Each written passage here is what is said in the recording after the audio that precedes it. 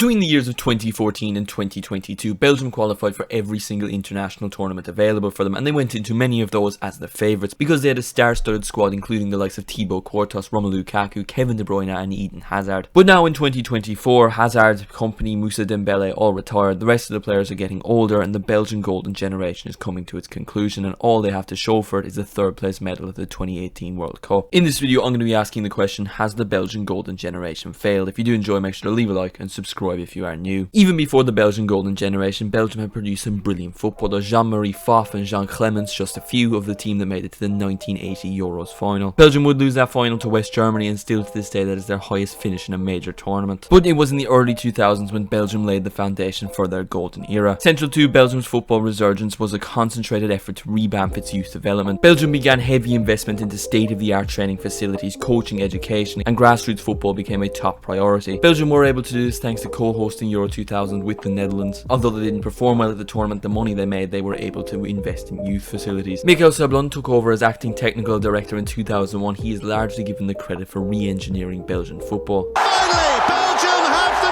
After failing to qualify for Euro 2012, Belgium would finally begin to see the benefits of their investment in academy football in 2014. Belgium's 23-man squad for the World Cup in Brazil would contain just 6 players over the age of 27 and just 1 player over the age of 30. Belgium's 2014 World Cup for the most part had been a success, considering they hadn't even qualified for the last major tournament. They won every single one of their group games, only conceding 1 goal, facing Algeria, South Korea and Russia. They would beat the USA in extra time in the round of 16, but they would be knocked out to eventual finalist Argentina in the quarterfinals.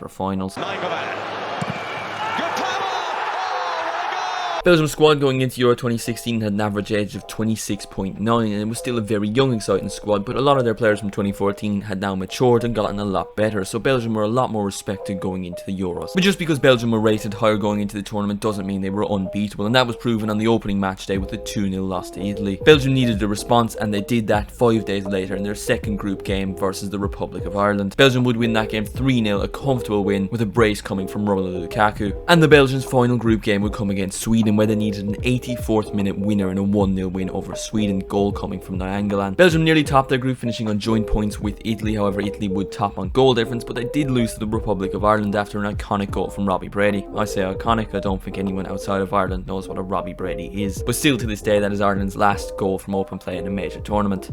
It's been 8 years. Belgium would face Hungary in the round of 16, and it would be a very comfortable game as they would win it 4-0, goals coming from Toby Alderweireld, Batshuayi, Eden Hazard and Yannick Carrasco. Belgium would face Wales in the quarterfinals, another game that they would be heavy favourites, and that was proved by a 13th minute opener in the game from Nainggolan. But then Ashley Williams equalised for Wales. Hal Robson-Kanu, who was a free agent at the time, then put Wales ahead. In the 85th minute, Sam Vokes put the nail in the coffin to put Wales through to the Euros semi-finals. A truly embarrassing defeat for Belgium. And here's a winner!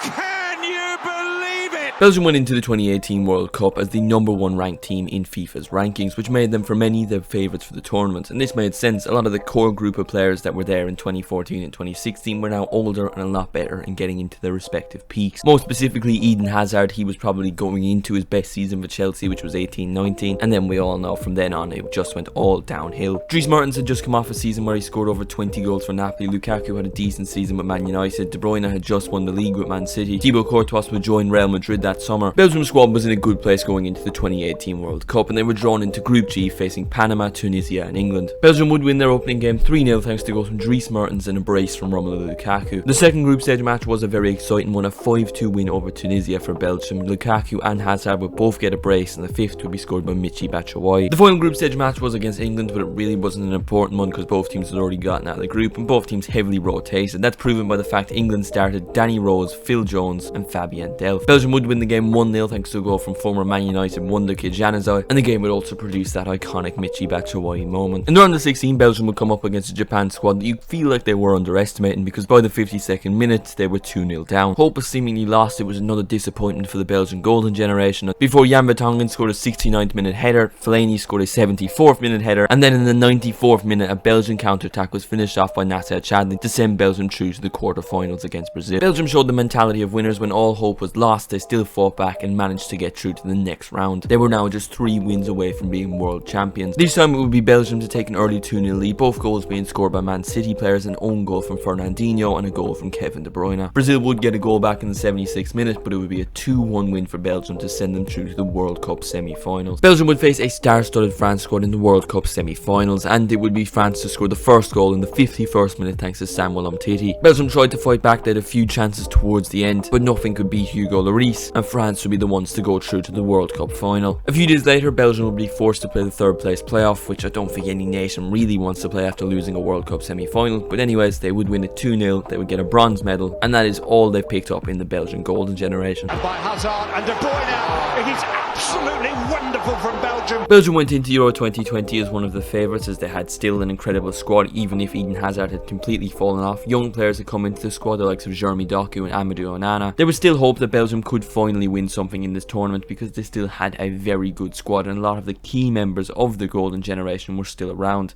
although they had lost Moussa Dembele and Vincent Kompany. Their opening game of Euro 2020 was a 3-0 win over Russia, with Romelu Lukaku getting a brace in that game. Kevin De Bruyne would get the winner in a 2-1 win over Denmark, and Lukaku would score again in a 2-0 win over Finland. In the round of 16, Belgium would face the holders of the Euros, Portugal. Cristiano Ronaldo led the line for Portugal, while Eden Hazard led the line for Belgium. I've talked a lot about Hazard in this video, for many the greatest Belgian footballer ever. Did he step up in this game? Hazard did, but it was his brother. Yes, Thorgan Hazard would get the goal to give Belgium a 1-0 win and send them through to the quarter-finals. Belgium would face eventual Euros champions Italy, and obviously because they're eventual champions, that means they beat Belgium. A 2-1 win for Italy thanks to goals from Barella and Insigne knocked Belgium out. So yet again, another failure for the Belgian Golden Generation. Lukaku, he's hit the post!